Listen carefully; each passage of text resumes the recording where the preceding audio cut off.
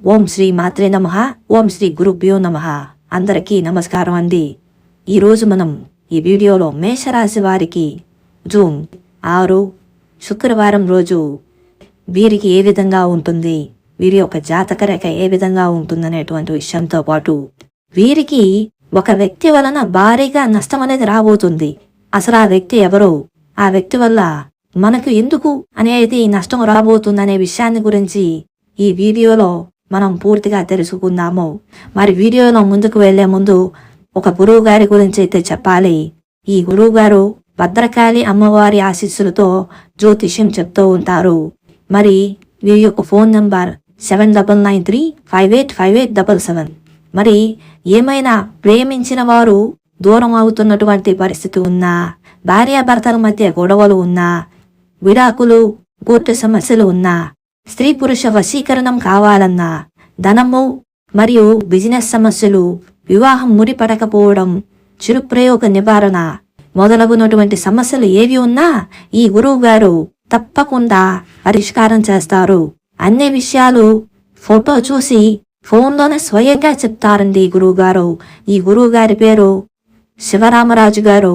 7993585877 ఈ గురువు గారి నంబరు. వీరికి కాల్ చేయండి. మీకు ఎటువంటి సమస్యలు ఉన్నా తప్పకుండా గురువు గారితో చెప్పుకొని ఆ సమస్యలకు పరిష్కారం చేసుకోండి. అలాగే ఇక మేషరాశి వారి యొక్క విషయానికి వెళ్తే, మేషరాశికి చెందిన వారు సాధారణంగా ధైర్యవంతులు, ఆత్మవిశ్వాసం ఉన్నవారు మరియు నాయకత్వ లక్షణాల్లో ముందు ఉండేటువంటి వ్యక్తులుగా గుర్తింపబడుతున్నారు. మేషరాశి వారి యొక్క అధిపతి మంగళుడు కావడం వల్ల వీరిలో పోరాట స్ఫూర్తి, క్రియాశీలకత, ఉత్తేజత మరి చాలా ఎక్కువగా ఉంటుంది. ఈ యొక్క మేషరాశి వారు సాధారణంగా నిస్సందేహంగా నిర్ణయాలు తీసుకునే స్వభావం కలిగి ఉంటారు. ఒక్కసారి ఏదైనా లక్ష్యం పెట్టుకున్నాక దాన్ని సాధించే వరకు వెనుకాడరు. వీరి ఉత్సాహము, శక్తి ఇతరులను ప్రేరేపించేలా ఉంటుంది. మరియు కొన్ని సందర్భాల్లో శక్తి అధిక ఉత్సాహంగా మారి ఆగ్రహానికి లేదా తొందరపాటు నిర్ణయాలకు దారితీసే ప్రమాదం అనేది తప్పకుండా పొంచి ఉంటుందనైతే చెప్పుకోవచ్చు. మేషరాశి వారు స్వతంత్రంగా ఉండాలనే దానికి చాలా ఎక్కువగా ఇష్టపడతారు.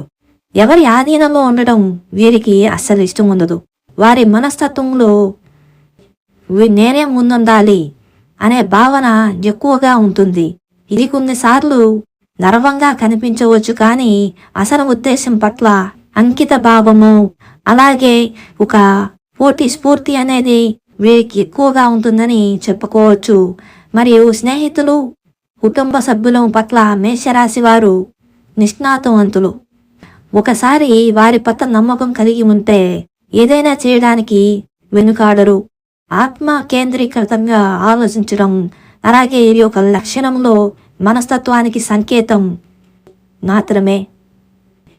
మొత్తంగా మేషరాశి వారు ప్రేరణను పంచే నాయకులు, క్రియాశీలకులు మరియు ధైర్యవంతులుగా ప్రసిద్ధి చెందుతారు. వారిలో శక్తి మరియు ఆత్మవిశ్వాసం ద్వారా జీవితంలో అనేకటువంటి విషయాల్లో వీరికి అన్ని విధాలుగా విజయం సాధించడానికి అవకాశం అనేది ఉంటుంది. కాబట్టి వీరు ఏ పని చేసినా కూడా ఆత్మవిశ్వాసం అనేది పెద్ద స్థాయిలో ఉంటుంది.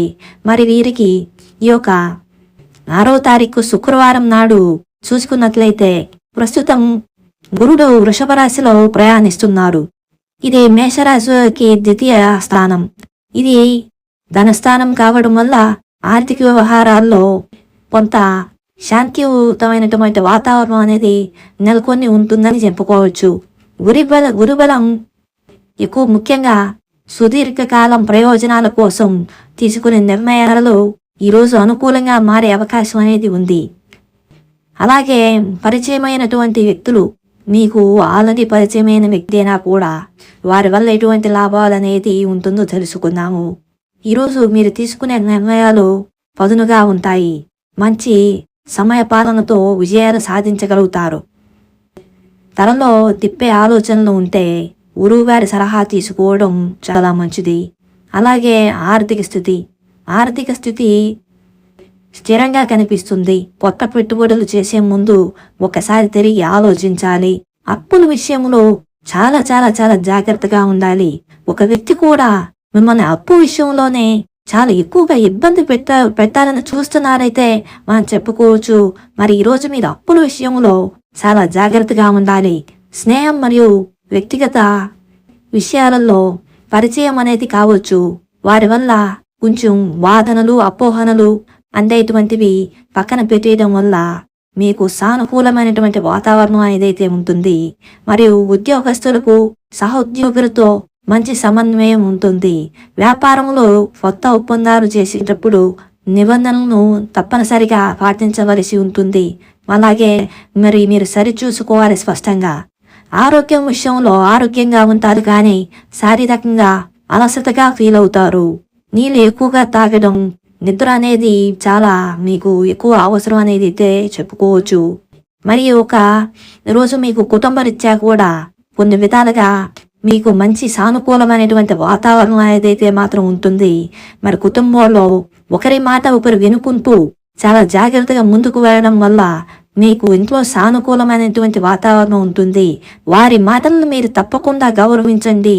అంతేగాని నువ్వెంత అంటే నేను ఎంత అని ఆలోచిస్తే మీకు తప్పకుండా కొన్ని సమస్యలు అనేవి వస్తాయని చెప్పుకోవచ్చు. మరి కుటుంబంలో ఇన్ని రోజుల నుంచి కొంచెం ఏదైనా తగాదలు ఉన్నప్పటికీ కూడా అలాంటి వాటిల్లో మీకు ఒక మంచి ఊరట లభిస్తుందని అయితే చెప్పుకోవచ్చు. మరి మీరు ఈరోజు పసుపు రంగు వస్త్రాలు ధరించడం అనేది చాలా మంచిది.